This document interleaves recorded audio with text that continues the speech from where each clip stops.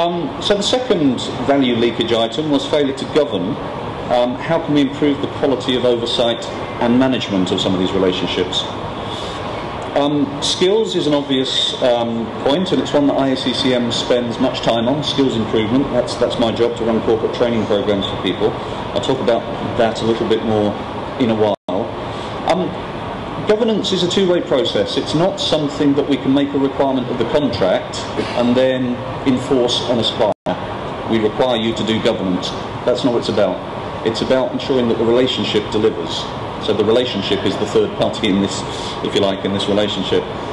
It's something we need to manage, we need to govern, we need to set up processes that are likely to deliver the kinds of outcomes we're looking for.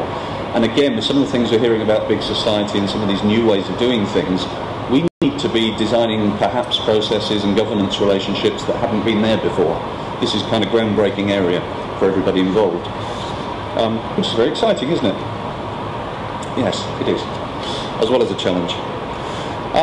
Performance assessments, again, really, we need to be designing mutual performance assessments. We need to be not afraid of assessing our own performance in this relationship.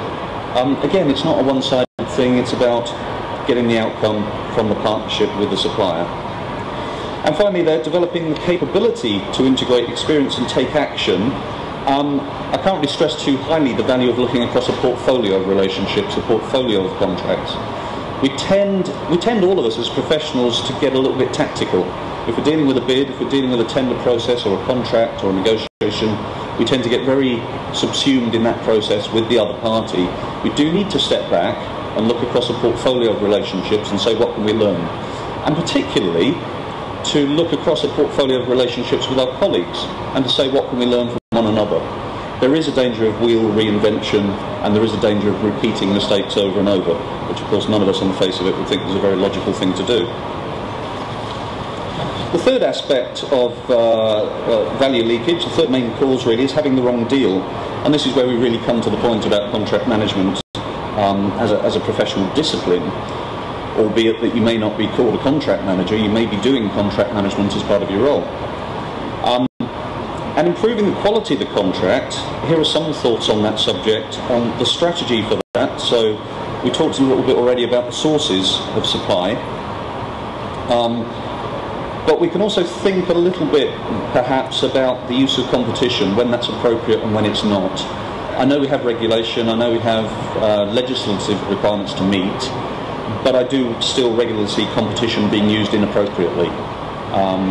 And I could go into a very long anecdote here with my personal wounds of having suffered from this process, but I won't because I don't have time. But let's think a little bit more subtly about whether competition is the right thing to be doing in every case, or whether there's a better way, with good governance, overseeing the process, ensuring the outcomes that we need and value for money that we need.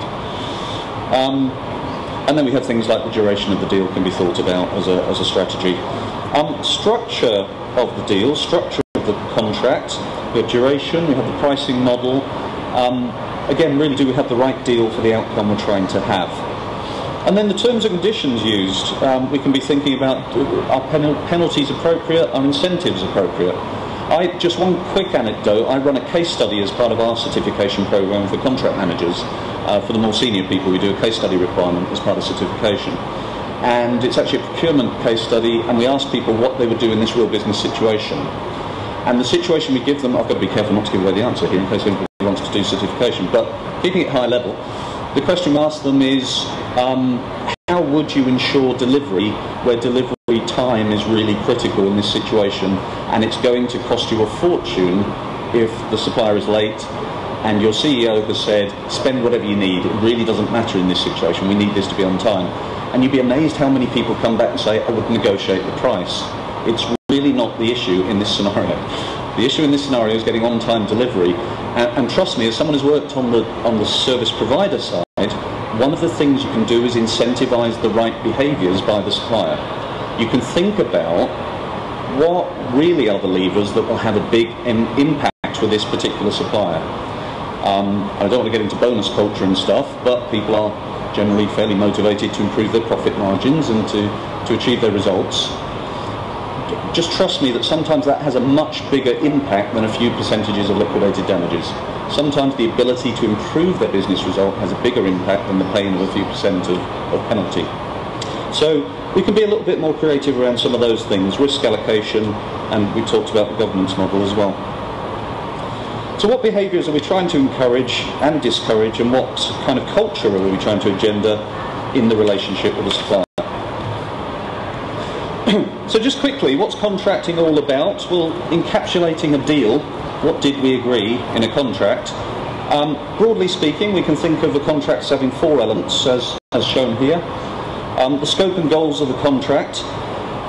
Probably the single biggest area where we see issues in terms of lack of performance, failure to perform, things going wrong generally, is in the area of requirements definition and not really having the scope nailed. It's very, very common. And it's, in a way, sometimes it's the hardest thing to do, particularly in a long-term relationship, particularly perhaps in a long-term service relationship, let's say outsourcing. Nailing the scope and the requirements definition is one of the harder things. If you can't get it fully nailed on day one, and if due diligence process doesn't solve that, or post-contract verification, whichever route you choose to go, governance kicks in. That's why governance is so important. How will we deal with the situation where we suddenly pop up and say, aha, nobody defined this point? Trust me, it happens. In complex projects, it happens all the time. So the key is, how will we deal with it when it happens? Let's agree that, if we can't actually nail every final detail of the requirements definition. So that's the governance and performance box. Responsibilities of the parties, who will do what, really important, clearly. And I would include governance in there, by the way. Who will do what within governance? So let's make sure we've agreed that's a mutual process and we will interact as a partnership. And finally, bottom right-hand corner, recourse and remedies. We want to keep it bottom right-hand corner because we don't want to be in court, going to arbitration, try to solve our problems. Much better that we're dealing with that under governance. So those are some of the elements that make up a contract, and you may not have had all these elements in your contract for the event today because, of course, coming on to my next point, because, of course, we need to segment our activities and treat segmented suppliers appropriately. So bottom left-hand corner, we have the commodity purchase, low complexity, no great need for a strategic relationship with the supplier. We just basically want to buy the cheapest version of this specification that we can. And that's completely fine. Let's not try to do supplier relationship management at the bottom left-hand corner. We will be wasting time and money. But as we climb up that curve of complexity and the importance of having a relationship up to the top right part of the chart, where we're on the verge of doing it ourselves, making an acquisition because it's so hard to outsource, there we really do need to be thinking relationship, governance, and all of these things that will enable us to have a successful relationship. So we need to strategize how we're going to deal with different segments of the supply base. We need to treat them appropriately. The danger here always, I think, is that we tend to have a really effective method for the bottom left-hand corner and try to apply it to the top right-hand corner, and it really doesn't work very successfully.